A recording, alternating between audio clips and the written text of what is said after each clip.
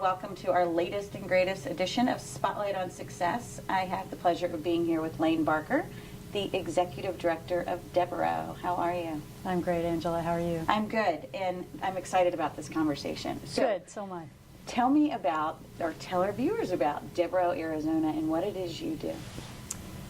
In its simplest terms, we help kids and families. Okay. That's the bottom line for us. If you want to get a little more technical, we're a nonprofit organization that serves children and families in both behavioral health services and child welfare services across the state, and we've been in Arizona almost 50 years. Wow. So what types of programs and services do you provide? I know that you deal in foster and adoptive areas. Talk to me about the behavioral health piece of it as well. Sure. We have a number of services both in the community and on a residential campus that we have in North Scottsdale.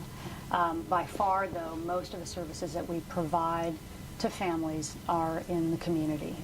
It's always best to treat kids in the community and keep them in loving homes when we can.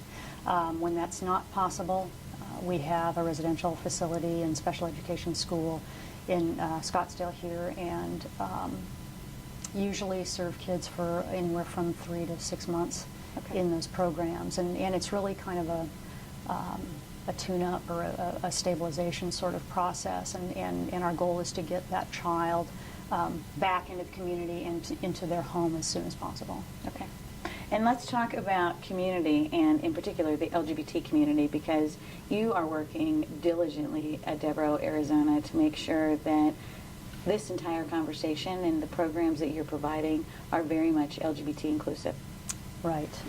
It's been something on our radar for several years, and we rely heavily on our community to find homes for kids.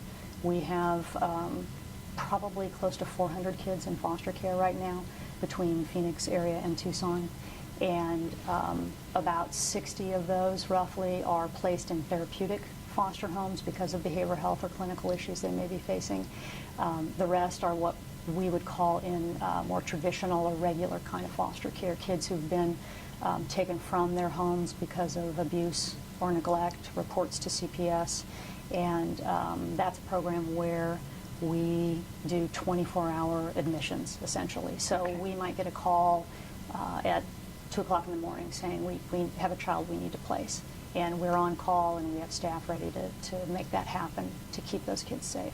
So the place where we find families is in the community, and if you've read the news of late in terms of child welfare issues in the state, we are in a crisis situation in terms of children being pulled from homes. There are over 14,000 kids in the care of the state right now, and 3 years ago in 2009 there were only 9,000. I say only, that's still a big number, but we have set a heartbreaking record with that 14,000, and we need to be tapping into every possible corner, every possible resource in the community to find folks who are willing to step up and provide homes and care for these kids who, through no fault of their own, have ended up in the system, so to speak. And so we felt that part of that recruitment and training process needed to include LGBT couples and families, and single folks as well, because there are not 14,000 people clamoring at our door to provide homes for kids. And so we really felt that it would be shameful almost not to look at the LGBT community as a resource for these kids. Right. And I think it was just a couple weeks ago that I read that, I think it was the American Pediatric Society came out with a new study that said that LGBT parenting, good parents, wonderful, well-rounded kids are coming out of these homes. That's right. And statistics show that the LGBT community, these folks are more willing to take kids who have complex needs, kids who have behavioral health or mental health issues, kids that have disabilities, and older kids as well. lots of folks come forward who say they want a I little want baby. to adopt, and I want to.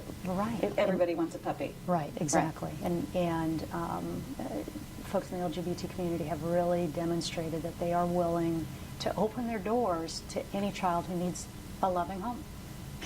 Just from a sheer parenting perspective, I mean, one of the things that I think is interesting about, being half of a same-sex couple is that we can't accidentally start a family. We have to. We really have to think about this, right? And planning has to go into place. So let's talk about planning for a second, and let's talk about what does it take to become a foster parent, or to be, I guess, in a position to start going down the road of adoption. Is there a certificate program that somebody needs to go through so that you are prepared to understand what it is to be a foster parent? We have, if we were to line up all of the folks that have been providing foster care for us over many, many years, they would all look different. Right. Diversity is really part of the picture. But, so there are no requirements in terms of you have to live in a house, not an apartment, or you have to have a certain level of income. The misconceptions that I think folks may have about what those requirements might be just at the basic level to open the conversation. Those don't exist. Certainly you have to have a safe place to live, those sorts of things. But beyond that, we provide training, 30 hours of what we would call pre-service training. Folks have to go through things as simple as how to recognize normal child development kinds of benchmarks, that kind of thing, and understand child development. How to communicate with your child, how to recognize issues, and how to negotiate the system to get services, that kind of thing. And that's where Deborah staff comes in to support them for that. But we go through the training process. We do obviously a very intense screening, criminal background, and fingerprinting, and all of those safety issues, which are, of course, ultimately the most important, making sure that we find a safe home. But anybody can do it. It's about having a commitment. The kids that come into the system that we place have had many disappointments in their lives. So you want just stability. Exactly. They've experienced a tremendous amount of loss, too much for kids their age.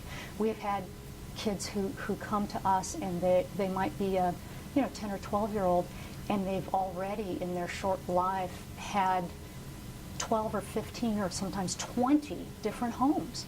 And boy, that's just a tragedy, and sets up a child for failure in so many ways.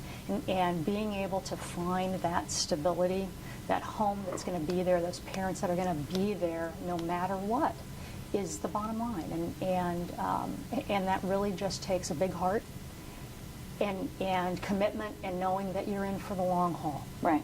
Camelback VW rocks Arizona with the best selection and customer service. New 2012 Passat S 2.5L, just $209 a month. Camelback Volkswagen, Arizona's #1 dealer, 13 years running. The one Arizona counts on. So let's talk about this example that you bring up about a young person that's 12 or 15 that's gone through 12 or 15 homes. Is that because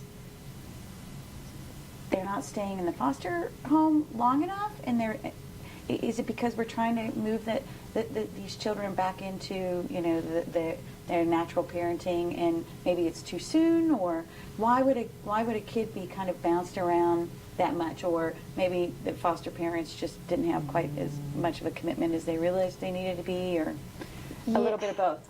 I think it's a little bit of both. Okay. I think some of it is inherent in the system and the way the system works, particularly for a therapeutic placement for a child who has behavioral or mental health issues.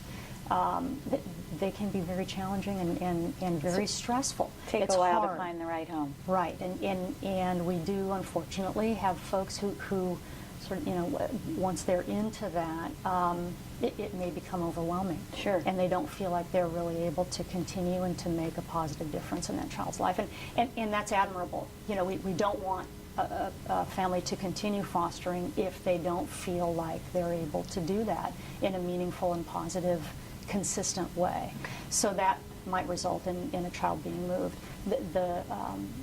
The system piece of it, though, is interesting because therapeutic placements are, by nature, supposed to be short-term because it's seen as a mental health intervention in a kid's life, you know, where they've maybe had outpatient treatment and that kind of thing, and need fostering for a period of time, but a short period of time. And so that's usually when a child has a biological family maybe to go back to, or home to go back to. Wonderful. Yeah. So, and staying on my family and my LGBT family questioning here, I know that you took, Deborah, Arizona took part in an HRC program, and I believe you are the only agency in the state that has the certification that HRC provides. Right. Can you talk a little bit about that? I'd love to.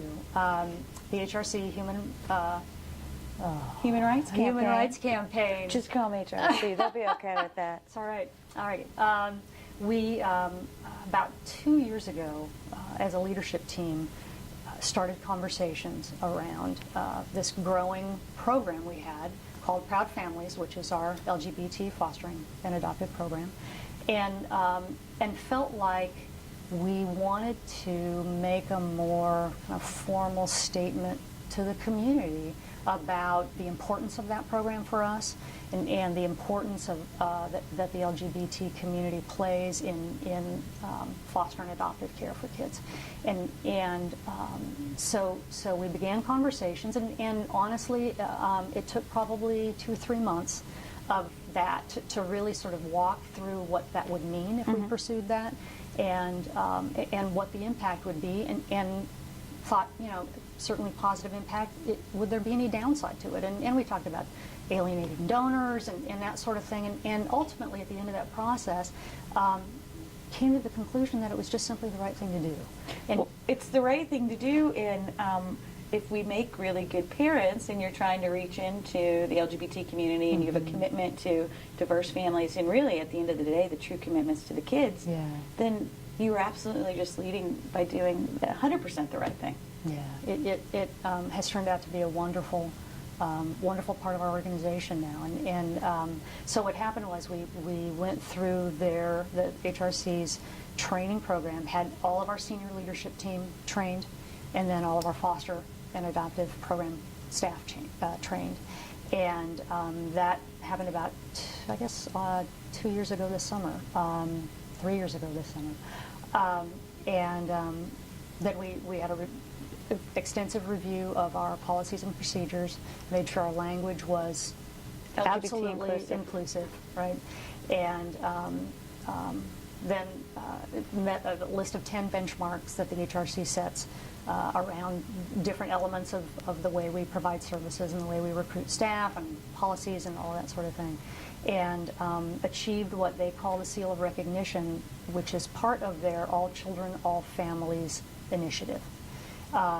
They came out a year ago, January, and presented us with the seal, and we actually still are the only organization here in the state of Arizona that has done that. Wow. Well, congratulations on your true commitment to community and to all communities, and obviously to the LGBT community.